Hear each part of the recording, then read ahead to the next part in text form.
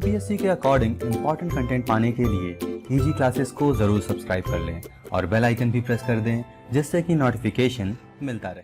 Hello friends, welcome to expert guidance video classes. आज के environment and ecology lecture series के video में हम हेटेरोट्रॉफ्स या फिर कंज्यूमर्स के बारे में डिस्कस करेंगे।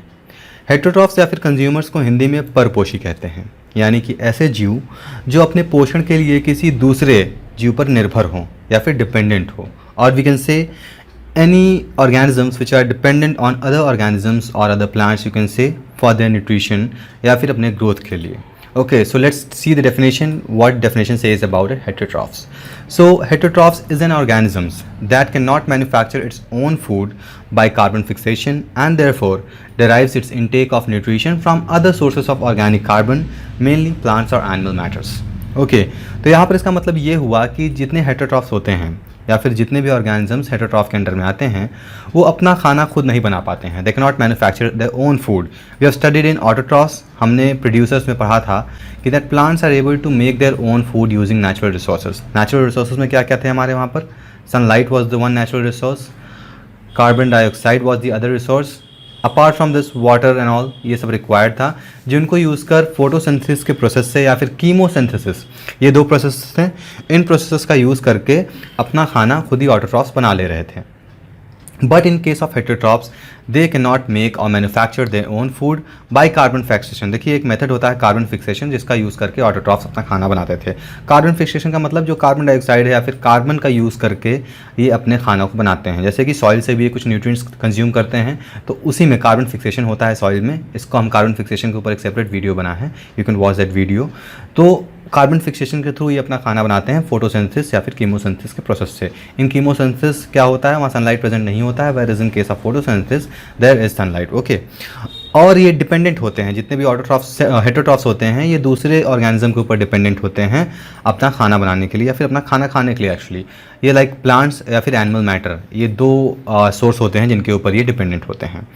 और अगर हम फूड चेन की बात करें कि फूड चेन पे ये किस लेवल पे होते हैं, तो एक ट्रॉफिक लेवल होता है, ट्रॉफिक लेवल पे भी वीडियोस बनेंगे।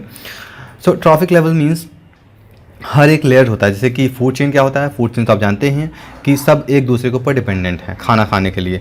मान लीजिए जैसे प्लांट्स हैं, plants are dependent on nutrients, sunlight and all for making its food. अब जितने हर्बीवोरस हैं या फिर गाय हो गई, भैंस हो गई, ये सब इनका खाना चारा है या फिर घास वगैरह है। अब ह्यूमंस हो गए, ह्यूमंस क्या करते हैं, ह्यूमंस प्लांट भी खाते हैं, कुछ ह्यूमंस कुछ जानवर भी खाते हैं लाइक चिकन, गोट, बहुत सारे खाए जाते हैं। I am not going in detail into that.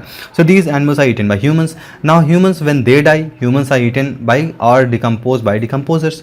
तो यहाँ पर देखते हैं एक फिर अल्टीमेटली ये डिकम्पोजर्स डिकम्पोज करके जो न्यूट्रिएंट्स प्रोड्यूस करते हैं उन न्यूट्रिएंट्स का हेल्प से प्लांट जो होते हैं वो अपना खाना फिर से बनाते हैं। तो you can see it is making a cycle और अ फूड वेब और food chain over here. In case यहाँ पर फूड चेन है। ओके, तो एक चेन बन रहा है।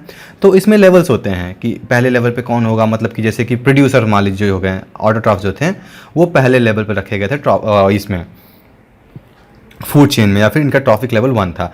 अब जो सेकंड स्टेज है ट्रॉफिक लेवल 2 है, यहाँ पर आते हैं हमारे कंज्यूमर्स या फिर हेटेरोट्रॉफ्स। ओके, अब हेटेरोट्रॉफ्स जो होते हैं वो कार्बन कंपाउंड को यूज़ करते हैं, मतलब कि कंज्यूम करते हैं। मान लीजिए कोई हर्बीवोरस एनिमल है, वो प्लांट्स को कंज्यूम किया, उसमें से कुछ अपने न्यूट्रिएंट्स वगैरह यूज़ किए, उसके बाद अपने ग्रोथ, रिप्रोडक्शन और उनके जितने बायोलॉजिकल फंक्शंस होते हैं, जैसे कि हमारा बायोलॉजिकल फंक्शन क्या है, हम मूव करते हैं, इधर उधर घूमते टहलते हैं, खाते हैं, पीते हैं, कोई भी काम करते हैं, बायोलॉजिकली हमारा बॉडी मूव करता है।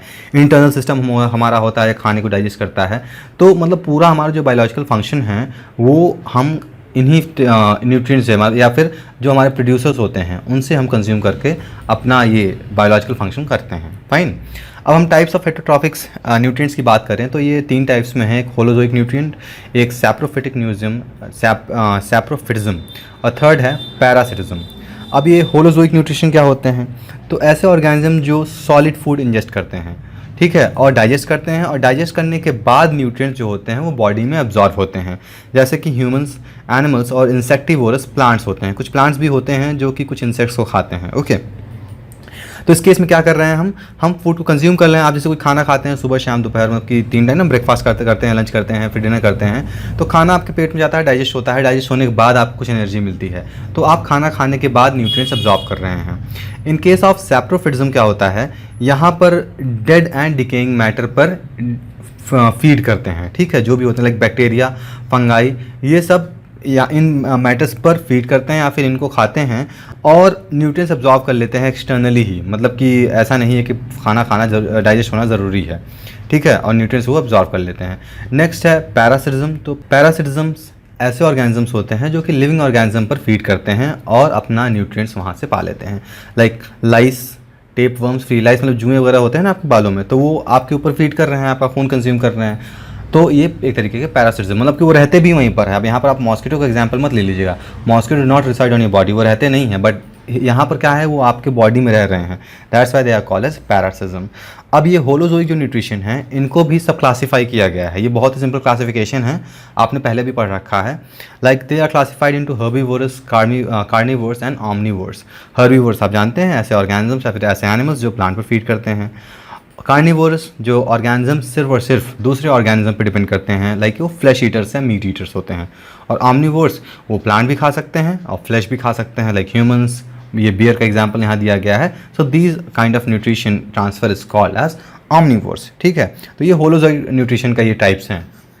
एक्चुअली में होता क्या है, हम जैसे फीड करते हैं तो ट्रांसफ़र क्या होता है, न्यूट्रिशन ही तो ट्रांसफ़र होता है ना।